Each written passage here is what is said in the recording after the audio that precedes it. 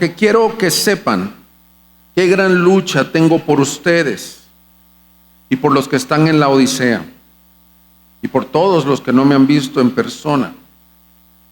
Espero que con esto sean alentados sus corazones y unidos en amor alcancen todas las riquezas que proceden de una plena seguridad de comprensión, resultando en un verdadero conocimiento del misterio de Dios, es decir, de Cristo, en quien están escondidos todos los tesoros de la sabiduría y del conocimiento. Esto lo digo para que nadie los engañe con razonamientos persuasivos, porque aunque estoy ausente en el cuerpo, sin embargo, estoy con ustedes en espíritu, regocijándome al ver su buena disciplina y estabilidad de la fe de ustedes en Cristo. Por tanto, de la manera que recibieron a Cristo Jesús el Señor, así anden en Él, firmemente arraigados y edificados en Él y confirmados en su fe, tal como fueron instruidos, rebosando de gratitud. Vamos a orar. Señor, te doy gracias por tu palabra santa. Te suplico no solo que uses a este débil predicador, sino que tu palabra, cual semilla de fruto abundante, Señor, en los oyentes. Te pido que pueda ser clara, que pueda ser entendible, Señor, pero que podamos ser hacedores de la palabra y no solo oidores de la palabra. Transfórmanos el día de hoy. Queremos salir transformados de este mensaje, empezando por tu servidor, Señor. En el nombre de Cristo oro estas cosas. Amén. Y amén. Pueden sentarse, hermanos. Muchas veces como padres, cuando tu hijo va a tomar un cambio mayor en su vida, por ejemplo, entrar a la universidad o el primer día escolar de la primaria o del kinder, o va a ir a un campamento, a su primer campamento, a su primer torneo deportivo, tú te sientas con tu hijo y si tienes carga genuina por él, vas a hacer lo que yo hago. Intento no dar solo disciplina, sino que intento dar instrucción. Porque muchas veces los padres tenemos la tentación de solo corregir sin haber dado las indicaciones claras. Entonces me tienes a mí dando indicaciones muy claras y mi hijo va a ir a una casa, por ejemplo. No puedes hacer esto, no puedes tocar esto, no puedes abrir el refri. Y son cosas que me cargan para que él no vaya a hacer una insensatez. Porque tengo un niño de casi 10 años, una de 8 y uno de 6. Me imagino que los padres de universitarios, cuando la mandaste a la escuela por primera vez y fue fuera de la ciudad, hiciste lo mismo. Ahora, aquí encontramos al apóstol Pablo, pero más que como un predicador, lo vemos como un padre. Y las indicaciones que está dando no solo son para que ellos vayan a cometer una insensatez, sino que está hablando indicaciones de vida o muerte. Él dice, tengo una gran agonía por ustedes. En el versículo 1 dice gran lucha, pero la palabra proviene de un griego que es agón, de donde obtenemos la palabra agonía. Él está en agonía. ¿Y cuál es su agonía? Básicamente que la iglesia no sea desviada de la fe, que la iglesia permanezca. Y aquí en el capítulo 2 comienza a hablar del tema central de lo que está pasando en Colosenses. Habían venido algunos enseñando otros evangelios. Entonces yo creo que es oportuno para ustedes en un aniversario, y por eso titulé el mensaje así, una iglesia que avanza en el evangelio. Pablo nos va a mostrar cuál es el propósito de Dios para su iglesia, y no es que se estanque ni que se desvíe. Quiero que tengas esto en mente. Este pasaje pareciera que está hablando de un avance, por eso lo titulamos así, de un caminar de la iglesia. Y no sé exactamente cuántos años están cumpliendo, Emanuel. 10, 11 años. Bueno, el objetivo es que ustedes puedan aplicar Colosenses 2 y decir, no queremos que sea una iglesia que comienza bien y termina mal, o una iglesia que se estanca, o aún más una iglesia que desaparece. Cuando tuvimos la pandemia, tuvimos la gran tentación de que la iglesia de Cristo se confundió en muchas cosas.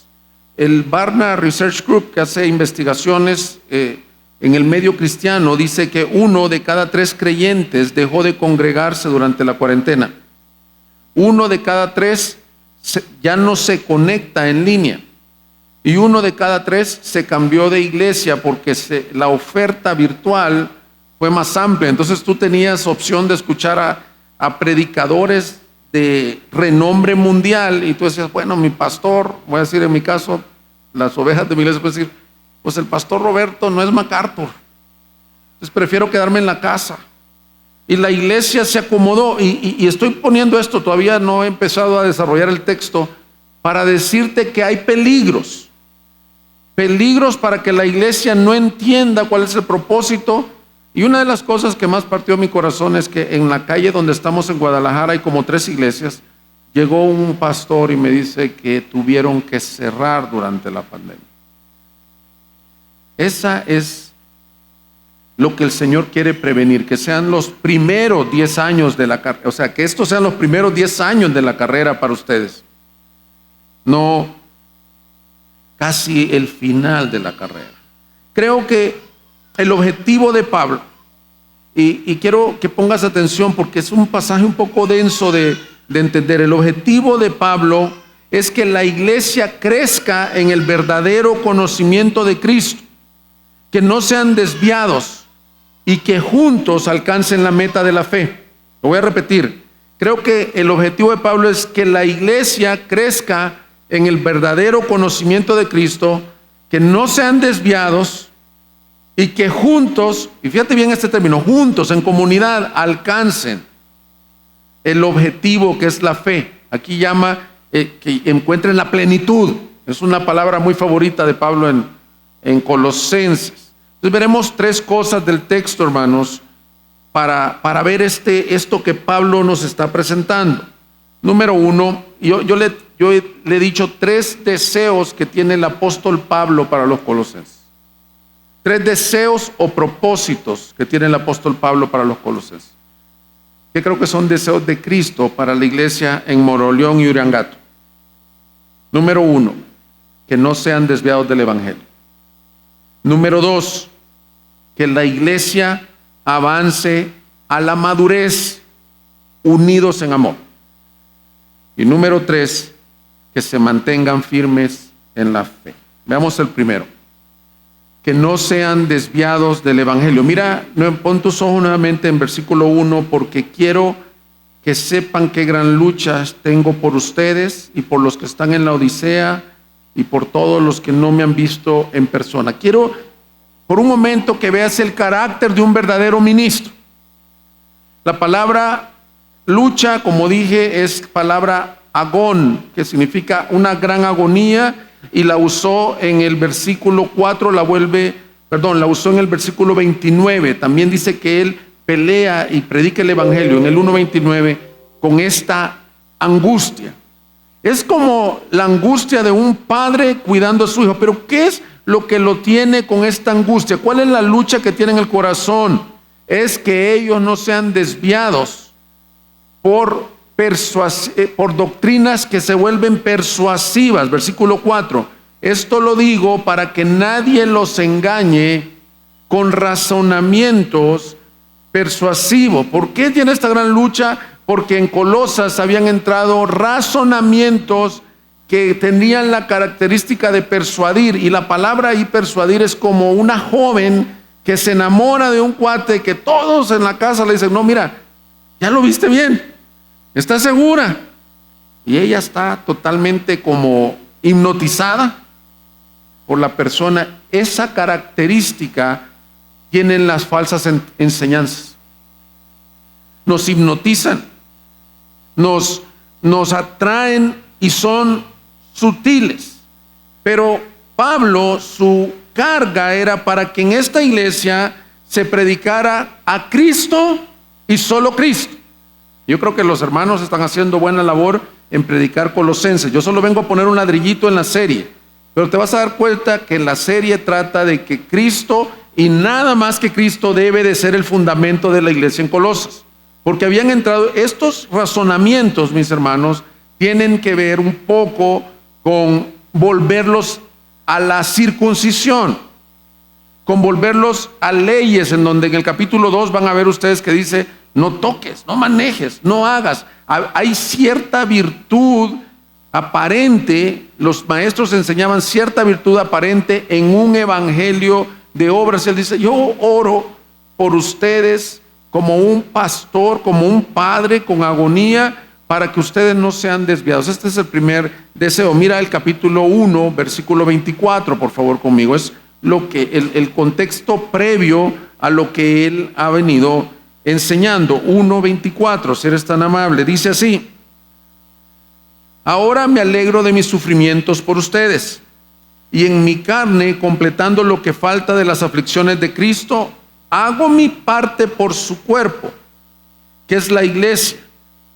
De esta iglesia fui hecho ministro conforme a la administración de Dios que me fue dada para beneficio de ustedes, a fin de llevar a cabo la predicación de la palabra de Dios, es decir, el misterio que ha estado oculto desde los siglos y generaciones, pero que ahora ha sido manifestado a sus santos.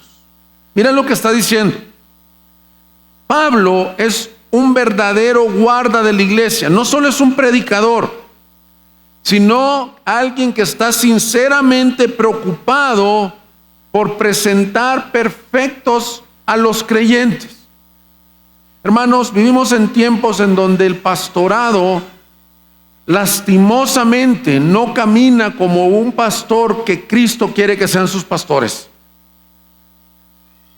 Tristemente en estos días, y no tengo ningún juicio, por el contrario, tiemblo al escuchar de casos de pastores renombrados que por alguna razón también se desvían de la carrera de la fe, y esto afecta a la iglesia. Pero lo que vemos en Pablo es un corazón preocupado. Dice: de este evangelio fui hecho ministro, versículo 1:25, conforme a la administración de Dios que me fue dada para beneficio de ustedes. Y mira esto: a fin de llevar a cabo la predicación de la palabra. Ahora, ¿qué estamos viendo en este punto 1? El deseo de Pablo es que no sean desviados por falsas doctrinas. Y te quiero decir un punto práctico. La forma que la iglesia no va a ser desviada a falsas doctrinas es, escucha esto, hermanos, por medio del ministerio de la predicación de la palabra sana. Por eso que si ustedes tienen recursos limitados, quiero decirle a los pastores y líderes de esta iglesia, si ustedes no tienen muchos ministerios, ustedes van a tener presiones como las que yo he tenido en Guadalajara. Oye, ¿y por qué no tenemos ministerio de damas o de adolescentes? No se preocupen por eso. Preocúpense por ser fieles guardas de predicar fielmente la palabra, porque eso los va a perseverar por los años. Porque las personas, dicen los que han estudiado, que han sido cajeros en bancos o contadores, que primero te enseñan a contar los billetes genuinos para que puedas diferenciar un falso. Hermanos y amigos, hay una oferta, como dije allá afuera, de muchas iglesias, probablemente mucho más atractivas que Vida Abundante, con programas padrísimos. Por lo menos nos pasa en Guadalajara. Iglesias con programas padrísimos, con ministerios exitosos. Y el pastor se puede ver tentado a decir: ¿qué hacemos para que la gente no sabe? Momento. Pablo dice: yo fui constituido ministro de la palabra. ¿Por qué? Porque la iglesia es columna y baluarte de la verdad. Una iglesia y si estás tomando notas, es una frase que puse, es guardada del error en medida que se expone a la palabra de Dios. Por eso es que creemos, no está en la Biblia la expresión predicación expositiva, pero creemos que la Biblia enseña a que prediques la palabra en su contexto y en su sentido original. Y yo te animo, dije que les voy a hablar en confianza como si fueran mi iglesia, que vengas no con un espíritu de evaluación, es decir, a ver si Emanuel o Jorge o quien predique o Ricardo están dándole bien a la hermenéutica, a la homilética. No, ven con un sentido de alimentarte, pero a la vez ven con ese espíritu manso que tenían los de la iglesia de Berea, que dice que fueron más nobles, que quieres, que los de Tesalónica, que iban y decían, vamos a ver si lo que el apóstol Pablo enseña es de acuerdo a las santas escrituras. Incluso lo que yo estoy hablando hoy debe de ser escudriñado a la luz de las escrituras y lo que no, echado a un lado. Y eso, mis hermanos, lo va a ayudar como ese ejemplo a diferenciar lo puro de lo impuro. ¿Por qué? Porque el versículo 4 es clave. Las filosofías y falsas doctrinas tienen una sutileza. El creyente está expuesto, al igual que los colosenses, al engaño. Son persuasivas. Te voy a decir algunos aspectos que hemos sido afectados nosotros en Guadalajara. Doctrinas sutiles y comunes que hay en estos tiempos. Hay una ola muy común en el medio cristiano que se conoce como mal evangelio, pero es el evangelio de la prosperidad, en donde lo que te ofrece es un bienestar temporal. Ellos enseñan, por ejemplo, el cristiano tiene que estar bendecido, pero se refieren a material y físicamente y de salud. Y si no estás así, algo está pasando mal en tu fe. Hermanos, Dios quiere tu bendición, pero tu bendición espiritual. Y esa doctrina es sutil. Y cuando menos sientes, la estamos siguiendo. Otro extremo muy común en Latinoamérica, en nuestra iglesia, el caso del legalismo, que creo que por el contexto inmediato es a lo que se refiere Pablo. El legalismo había entrado en ellos. Mira un poquito más adelante, capítulo 2, versículo 8. Miren que nadie los haga cautivo por medio de su filosofía y vanas sutilezas, según tradiciones de los hombres, conforme a los principios elementales del mundo y no según Cristo. Estaban volviéndolos a tradiciones, diciendo que se tenían que volver a circuncidar. Era Cristo más algo. El legalismo básicamente es hacer algo o dejar de hacer algo, escucha esto, para mantener u obtener el favor de Dios. Si tú dices, hoy voy a ayunar, o hoy voy a servir, o hoy voy a diezmar, para que Dios esté agradado conmigo, no has entendido el evangelio, hermano. O me voy a vestir de esta forma, o los cristianos no hacen esta práctica porque crees que Dios quita su gracia de ti, como si entraras o salieras de la gracia. Probablemente la sutileza del legalismo ha entrado. El otro extremo al legalismo es la gracia barata. Es decir, pues cuanto soy libre en Cristo, puedo vivir como sea. Mi vida ya fue justificada y se pierde de atención la santificación practicada, que es por la unión con Cristo fuiste justificado, pero el creyente coayuda con el Espíritu Santo para crecer en santificación. No hay tal cosa como no uses tu libertad como excusa para libertinaje. Y es común en las iglesias, cristianos que viven diciendo yo puedo vivir como quiera por cuanto ya soy perdonado. Se ha vuelto una corriente también en nuestros tiempos un regresar al judaísmo, porque el origen del cristianismo viene del judaísmo, y entonces que ahí está la verdad. Y la pregunta que yo le hago a estas personas, predican mucho dentro de las iglesias cristianas, Yo les pregunto, para ti, ¿quién es Cristo? Y a veces contestan, no, que vino a redimir las tribus perdidas de Israel. No.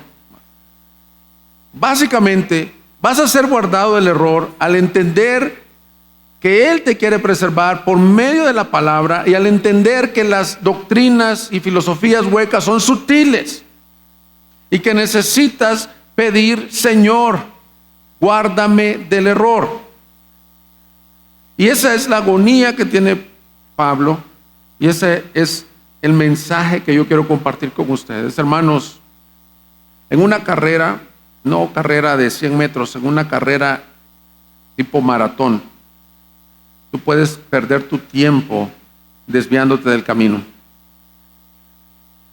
Y muchas iglesias que comenzaron bien y muchos creyentes que comenzaron bien han sido desviados. Ahora, veamos el segundo deseo que tiene Pablo. Primero es que no sean desviados de la sana doctrina y pone rieles, el ministerio de la palabra, y que estés atento a las sutilezas. El segundo deseo es que la iglesia avance hacia la madurez unidos en amor. Por eso te digo, ten esta imagen de una carrera. Una es que no te desvíes y la otra es que avances a la madurez, o sea, que llegues a la meta. Leamos el versículo 2. Espero que con esto sean alentados sus corazones. Con esto, con esta clamor que él tiene por los hermanos de Colosas y de la Odisea, que paréntesis, no los había visto. Es la carga de un verdadero guarda. Dice, no los he visto, algunos de ustedes no los he visto, algunos sí. Era una iglesia nueva, pero él tiene carga. Pero mira, quiero que pongas mucha atención porque estas palabras parece que dicen muchas cosas, pero tienen un solo punto. Versículo 2, espero que con esto sean alentados sus corazones. Con esto de que se cuiden. Y unidos en amor, alcancen todas las riquezas que proceden de una plena seguridad de comprensión, resultando en un verdadero conocimiento de Dios, es decir, de Cristo, en quien están escondidos todos los tesoros de la sabiduría y del conocimiento. La palabra que utiliza aquí es paracletao, que es la misma de donde obtenemos el otro consolador. Y lo que quiere decir es que con esta carta Pablo espera que ellos sean no solo alentados, sino fortalecidos, porque estos falsos habían venido a alejarlos. Y les dice, mi anhelo es que ustedes sean alentados, pero quiero que pongas toda tu atención en la segunda frase. Y unidos en amor, alcancen todas las riquezas que proceden de una sabiduría. Quiero detenerme en unidos en amor, alcancen, antes de explicar qué son todas esas riquezas de la sabiduría. El objetivo del cristianismo, mis hermanos, no es una carrera individual. No hay cristianos que sean una isla. Dios diseñó que quedemos en comunidad. Y yo le digo a las personas que andan buscando a veces iglesias sanas en las ciudades y preguntan, oye, ¿ustedes son una iglesia sana de doctrina? Bueno, qué bueno tener iglesias sanas de doctrina. Pero una iglesia sana lo hace más que solo la doctrina. Lo hace la comunidad. La iglesia, mis hermanos, se vuelve más íntimo que un amigo, que un hermano. Dice, más cercano que un hermano es un amigo, y se refiere a aquel amigo que Dios te da en la iglesia. Ahorita que Manuel o Jorge oró, no recuerdo bien, mencionaban que somos piedras vivas. Esa es la ilustración que Dios dice que somos uno del otro. Y la carrera de la fe no se trata de correr solo. Déjate pongo una ilustración. Las carreras universitarias, por más que tengas tu grupo de amigos, yo recuerdo mi grupo de amigos de la universidad, entramos, que habrán sido 60, entran a la carrera, y usualmente algunos trabajan, otros se casan, otros no pueden continuar pagándola, No es tanto como en los Estados Unidos, que todo el que entra casi sale. Aquí en Latinoamérica hay mucha merma de estudiantes. Y nadie, por más que sea tu amigo, se va a preocupar de que juntos terminen la carrera. Si tú tienes que trabajar y no pudiste presentar el examen, tu grupo va a avanzar. No te vas a graduar junto con tu grupo. Pero el cristianismo muchas veces se ha visto como una carrera individual. Mira, una vez entré a la iglesia y había una pareja afuera, como que hablando de la Biblia, mientras estaba la alabanza. Yo, así como en el lobby, y yo fui con ellos, me llamó mucho la atención. Le digo, oye, ¿vas a pasar, hermano? Me dijo, ¿sabes qué? Me estoy discipulando con mi esposa aquí. Se me hizo bien curiosa la respuesta, porque vas a la iglesia en domingo, pero te estás discipulando, porque mucho creyente no ha entendido el beneficio de caminar juntos, unidos en amor. El domingo es nuestra congregación de los santos, es una adoración corporativa y una predicación exaltativa de Dios, en donde lo que yo estoy haciendo es adorar a Dios en público. Yo pudiera leer esto en mi casa y enseñárselo a mi esposa, pero Dios diseñó que el pueblo de Dios se reúna, y dice, no dejando de congregarse, y lo que dice después, estimúlense al amor y las buenas obras. También cuando vas a la casa de tu hermano, los grupos de comunión son esenciales. Ya me comentaron que están haciendo preguntas también de los grupos de comunión, porque las preguntas tienen el objetivo que abras tu corazón con tu hermano.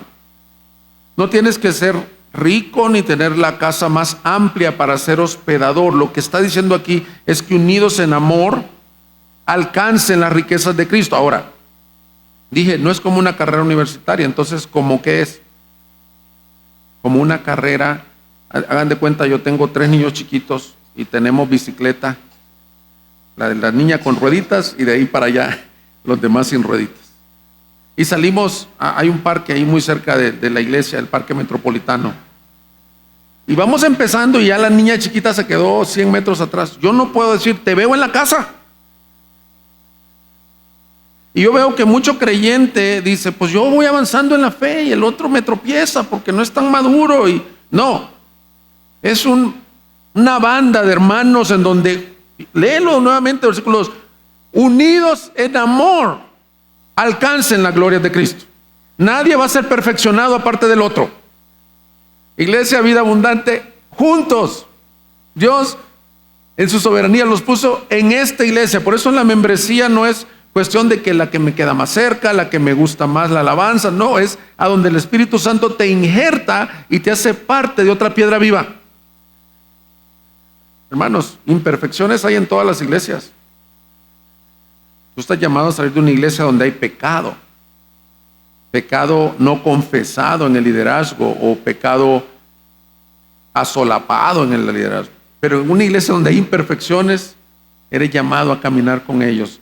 Y mira lo que dice, por ejemplo, Colosenses 2:18. Los maestros estaban enseñando lo contrario. Dice, nadie los defraude de su premio, deleitándose en la humillación de sí mismo y en la adoración de los ángeles, basándose en las visiones que ha visto, envanecido sin causa por su mente carnal, pero no haciéndose a la cabeza, de la cual todo el cuerpo nutrido y unido por las coyunturas y ligamentos crece con un crecimiento que es de Dios. Los falsos maestros estaban envanecidos y ellos decían, yo tengo mucho conocimiento, yo tengo mucha obra. Pero dice, no es tu teología lo que manda, es la cualidad del amor que tú tienes por tus hermanos. Por eso, recapitulando, el segundo deseo de Pablo es que juntos, unidos en amor, alcancen la riqueza de gloria. Juntos. Que tú te duelas con tu hermano caído. Que tú te duelas con tu hermano más débil. Siempre hay hermanos más débiles. Siempre hay hermanos inconstantes. Probablemente tengas una hermana en tu grupo que está a punto o considerando el divorcio. Esposa de un no creyente. ¿Qué le vas a decir? Juntos en amor. El vínculo es amor. Efesios, como ya les habrán dicho los pastores, aquí es muy similar a Colosenses. Y Pablo ora casi lo mismo por los efesios que por los colosenses. Y dice Efesios 3, versículo 16, le ruego que Él les conceda a ustedes, conforme a las riquezas de su gloria, el ser fortalecidos con el poder de su Espíritu en el hombre interior, de manera que Cristo habite por la fe en sus corazones. Y luego dice, también ruego que arraigados y cimentados en amor, ustedes sean capaces de comprender con todos los santos cuál es la anchura, la longitud, la altura y la profundidad, y de conocer el amor de Cristo que sobrepasa el conocimiento. Cimentados en amor con todos los santos. El Señor dijo, en esto conocerán que son mis discípulos. No en la cualidad de la teología, no en el valor en el evangelismo, que lo tuvieron los primeros apóstoles, casi todos fueron mártires. El mundo sabrá que son mis discípulos cuando vean cómo se aman, de la manera como yo los he amado. Hermanos, una de las cosas que destruye las iglesias es la división. A mí me encantaría, y ahí me invitas, si todavía tenemos vida, para el 20 aniversario. Ustedes tienen que entender que Dios quiere que caminen unidos en amor. Que unidos en amor alcancen las riquezas. Y esta parte parece difícil de entender, pero léelo con cuidado y voy a intentar sintetizarlo en una frase. 2b. Que alcancen todas las riquezas que proceden de una plena seguridad de comprensión, resultando en un verdadero conocimiento del misterio de Dios, es decir, de Cristo, en quien están escondidos todos los tesoros de la sabiduría y del conocimiento, que es lo que Pablo está diciendo exactamente en este texto. Pablo está luchando para que los creyentes juntos, en amor, alcancen una herencia, y esta herencia es la plena seguridad de comprensión, y lo voy a simplificar en esto, de quién es Cristo y su obra. El misterio del que hablan en la Biblia, misterio, ahí esa palabra no significa algo que está escondido, que no se puede descubrir, sino que está diciendo lo contrario, es algo que está siendo revelado. Y por el contexto se está revelando que ahora el creyente ya no tiene al Salvador, al mediador, no tiene que venir al templo a poner sus manos sobre ovejitas, sino que el Salvador es Cristo en nosotros. Cristo mora en la iglesia, es el misterio escondido por siglos y edades que la iglesia tiene ahorita. ¿Y qué está diciendo? Ese versículo 2 es denso. Por eso pon tus ojos en tu Biblia, no me oigas a mí, es denso, pero lo voy a intentar sintetizar en esto. Pablo dice que unidos en amor, ustedes conozcan verdaderamente a Cristo y su evangelio. Ahora, me voy a detener un poco aquí. No está hablando de un conocimiento intelectual, hermanos. Yo no sé si tú has leído o escuchado la biografía de John Wesley, un predicador inglés de los años 1700 que llegó a considerarse en su autobiografía por un tiempo el predicador o pastor inconverso. Mucho tiempo él predicó y enseñó, y está una vez ministrando a un mendigo, un borracho, creo que era, y Dios ministra a ese borracho y se convierte ahí en la calle. Él se va a su casa cargado y dice, yo nunca he experimentado esta especie de conversión. Soy maestro de teología, escribo cantos, escribo sermones, aconsejo, pero yo no tengo el pleno conocimiento de Cristo. Y él comenta en su biografía que fue hasta ahí que el Señor lo convirtió. Años sirviendo. Yo quiero detenerme un poco en esto. Amigo que nos visitas, hermano de años en la iglesia, el que tú te congregues, el que tú conozcas cantos, el que tú leas Biblia, el que tú vayas a un instituto bíblico, el que tú sirvas, eso no te hace que has tenido la revelación de este misterio escondido en ti. Esto es un milagro. Cristo tiene que quitar las escamas de tus ojos y decir, no, ¿cómo sabes que eres cristiano? Levante la mano. Mis papás son cristianos. Nací en cuna bautista, cuna pentecostal, lo que tú quieras. No. Cuando te encontraste con el Cristo resucitado, y es lo que Pablo ora, yo oro para que ustedes juntos lo vean, lo conozcan y vivan para su gloria. Dice Juan 17:3, esta es la vida eterna, que te conozcan a ti, el único Dios verdadero, y a Jesucristo, a quien has enviado. Hermanos, conocer a Cristo es lo más glorioso que un hombre puede tener. Déjame te platico mi testimonio. Yo crecí en una iglesia. Mi padre no era cristiano, mi mamá conoció al Señor cuando yo tenía como 1 año de edad y desde entonces me congrego. Cuando era adolescente empecé a servir en el equipo de alabanza, en equipos de evangelismo, salía en los dramas y me pasó una ocasión como lo de John Wesley. Fuimos a un colegio público con todos los de la iglesia. Yo era el personaje principal del drama, de esos dramas, o cómo le llaman, de esos como que haces. Y yo me convertía en el drama. Y mucha gente pasó a entregar su vida a Cristo, muchos jóvenes de esa preparatoria.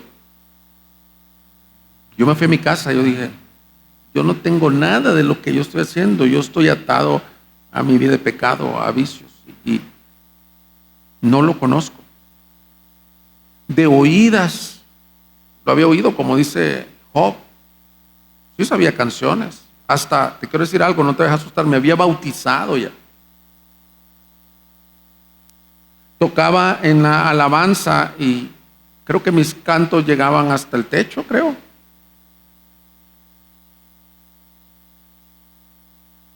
Pero un día el Señor abrió mis ojos a la edad de los 17 años. Yo te puedo decir una cosa, se me han olvidado muchas cosas, he tenido muchas pruebas en mi vida. El pastorado no es fácil.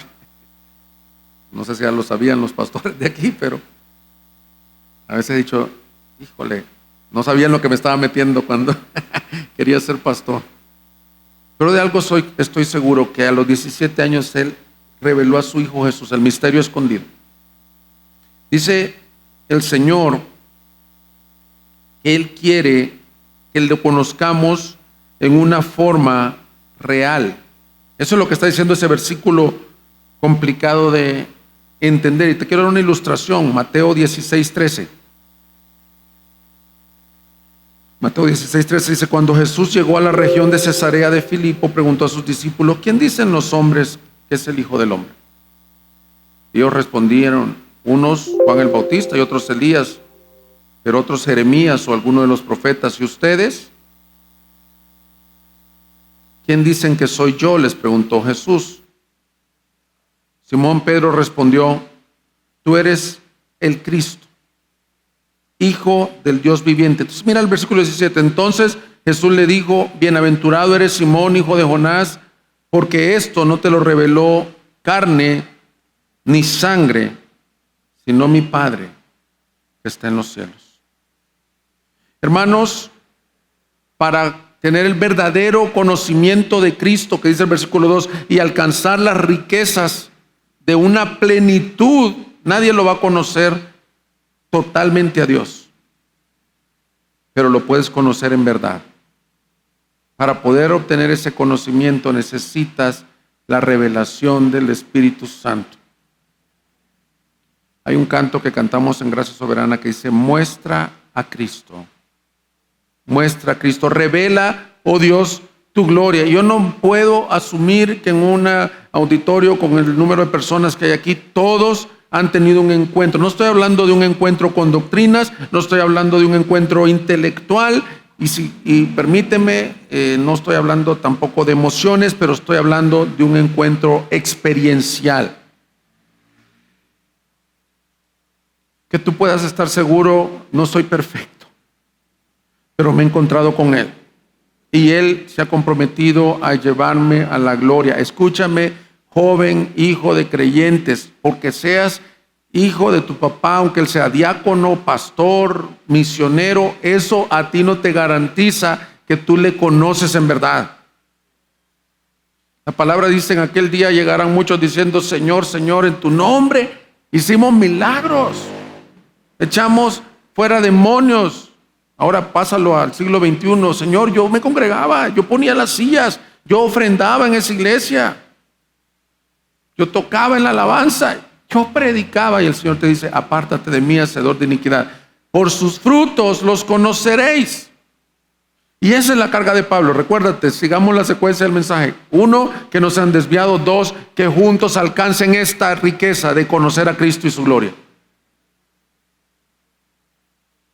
Conocer a Cristo y vivir el Evangelio. ¿Cómo se sabe que alguien lo ha conocido? Vive en el Evangelio. Cuando entendemos quién es Cristo, su obra en una forma verdadera, esa fe se ve. Y ese es nuestro tercer deseo de Pablo. Número 3, que sigan firmes en la fe. Número 1, que no sean desviados. Número 2, que juntos, unidos en amor, alcancen este verdadero conocimiento de Dios. Y número 3, que sigan firmes en la fe. Versículo 6. Por tanto, de la manera que recibieron a Cristo Jesús el Señor, así anden en Él, firmemente arraigados y edificados en Él, y confirmados en su fe, tal como fueron instruidos, rebosando de gratitud. El por tanto es muy importante. Por tanto quiere decir a consecuencia de que ya nacieron de nuevo, ahora pueden vivir para Cristo. Por tanto, de la manera que recibieron a Cristo, así anden en Él. El versículo 6 es el primer imperativo de la carta. Hay verbos en la carta que son imperativos, que nos dicen qué hacer. Usualmente se escribe primero lo que eres. Así escribía Pablo. Les está diciendo quién es Cristo, cuál es su obra, cuál es el misterio. Y aquí les da el primer mandato. Anden conforme a la realidad de haber nacido de nuevo. La fe se ve, hermanos. Yo no sé cómo tengan aquí la membresía y todo esto. Yo estoy dando un curso de membresía en la iglesia. Y me preguntaba un señor, muy buena pregunta. Yo decía: nosotros queremos asegurarnos que los miembros hayan conocido al Señor, que se han nacido de nuevo, lo que estamos hablando. Y él me dice: ¿y cómo verificas esto? La verdad que hay hombres que pueden engañar a alguien y hemos bautizado personas que no son creyentes. Pero de acuerdo a este pasaje, la fe genuina se ve en un andar genuino. Es decir, el cristiano verdadero cambia. La gracia que te salvó es la gracia que te santifica y la gracia que te sostiene firme hasta el fin. Ahora, la expresión recibir al Señor es muy importante aclararla, porque este versículo ha sido usado fuera de contexto. Dice: de la manera que recibieron a Cristo Jesús el Señor, así anden en Él. En estos tiempos se habla del término recibir al Señor. ¿Qué significa? Usualmente las personas dicen: ya recibí al Señor. Quiere decir que hicieron una profesión de fe. Eso es como se usa usualmente, en donde en esa profesión de fe, incluso hubo una controversia en los años 80 en donde decían: yo lo recibí como Salvador. Y todavía se atrevía a decir algunas personas: pero todavía no lo he recibido como Señor. Fíjate qué ganga, ¿no? Necesito un Salvador. Así sí lo recibo, pero no necesito un Señor. Eso fue una controversia en los años 80. No, el que recibe a Cristo como Salvador lo recibe como Señor. Pero recibirlo es más que esa profesión de fe. O puede pasar en una profesión de fe, en una levantada de mano, en una pasada al frente. Yo no digo que no ha pasado.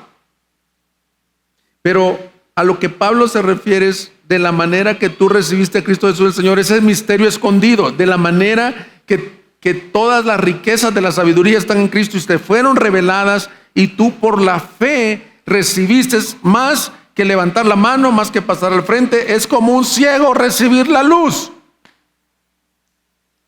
O si yo salgo corriendo de aquí y me atropello un carro, ¿tú crees que se me va a olvidar el 22 de septiembre? El que se ha encontrado con Cristo.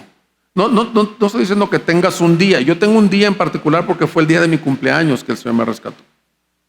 Pero hay otras personas que dicen, no puedo recordar el día, pero sí sé que yo me he encontrado con Cristo. Eso es recibir al Señor.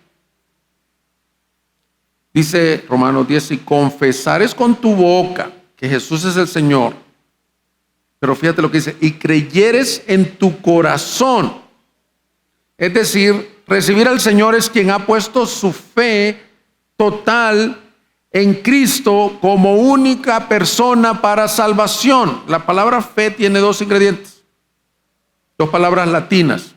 Una se llama renuntia, que significa renuncio a lo que yo era. La otra se llama fiducia, que tiene que ver con confío.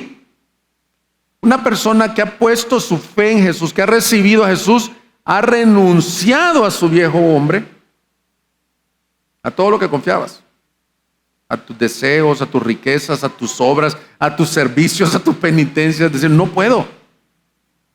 Y ha puesto su fiducia o su confianza en Cristo, solo Cristo.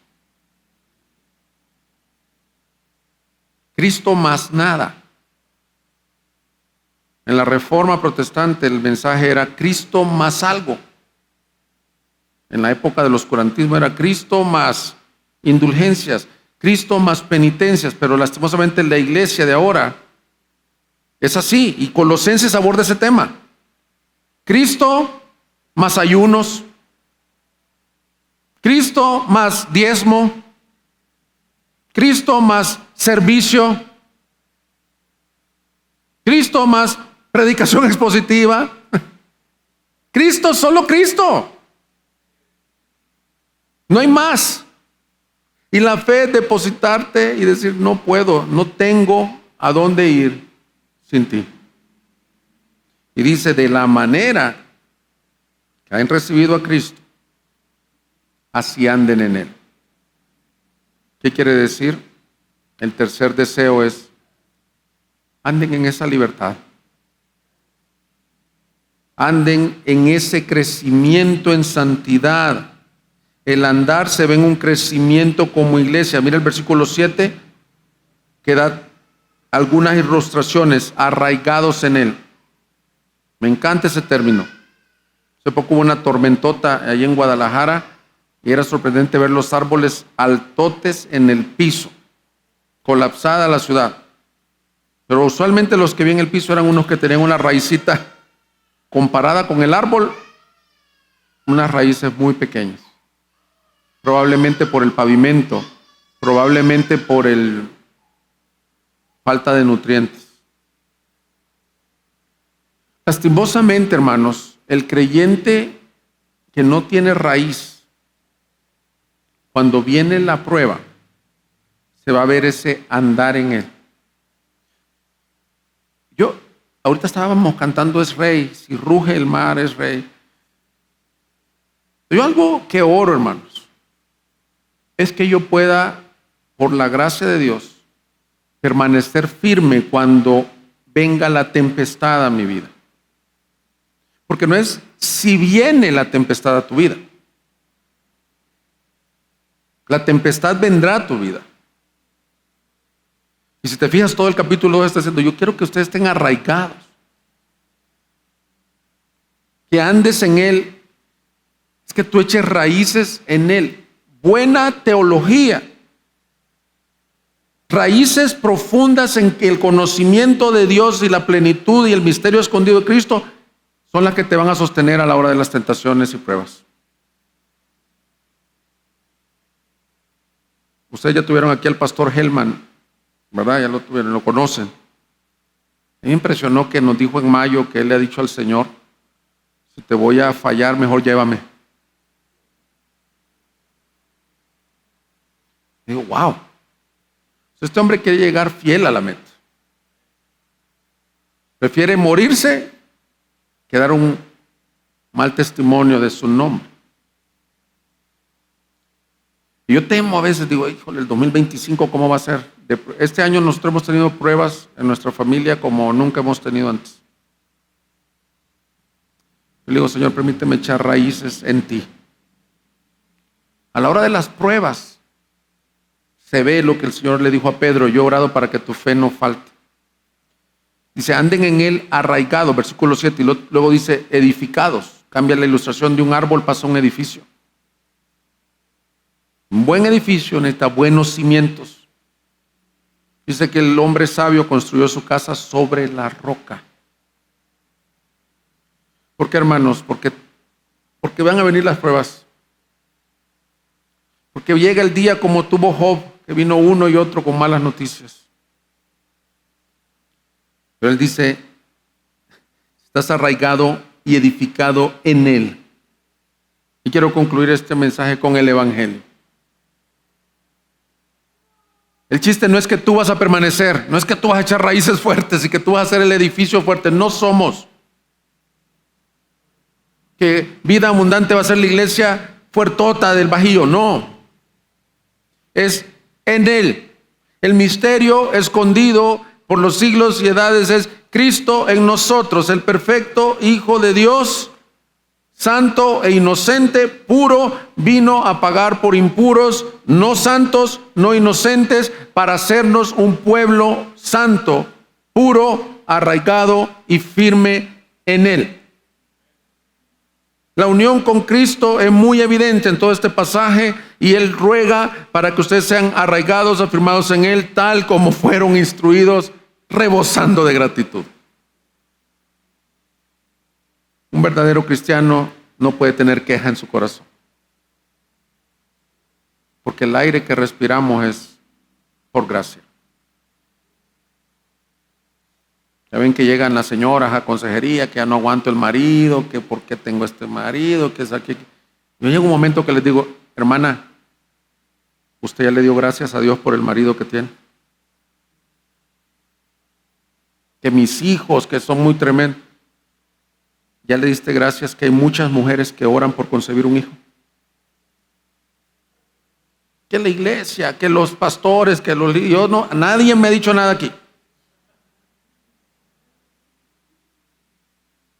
Arraigados, cimentados en Él. Y lo vuelve a mencionar en el capítulo 3. Sean agradecidos. Colosenses 3 me encanta que habla, en el pasaje es un tema recurrente. La iglesia es agradecida. ¿Por qué? Romanos 1. Por cuanto no tuvieron en cuenta a Dios, ni le dieron gracias. Su necio corazón fue entenebrecido. Antes de la caída está la soberbia. Podemos decir, gracias te damos, oh Dios, pues cercano está tu nombre de los hombres. Hermanos, quiero concluir el mensaje diciéndote que la respuesta adecuada y congruente a aquel que está en Cristo es que permanecerá hasta el día de la gloria y terminará la carrera con una vida de gratitud. Gratitud por la salvación, gratitud por las bendiciones diarias. Algún día verás para atrás y te darás cuenta que todo lo que tienes en ti es gracia sobre gracia.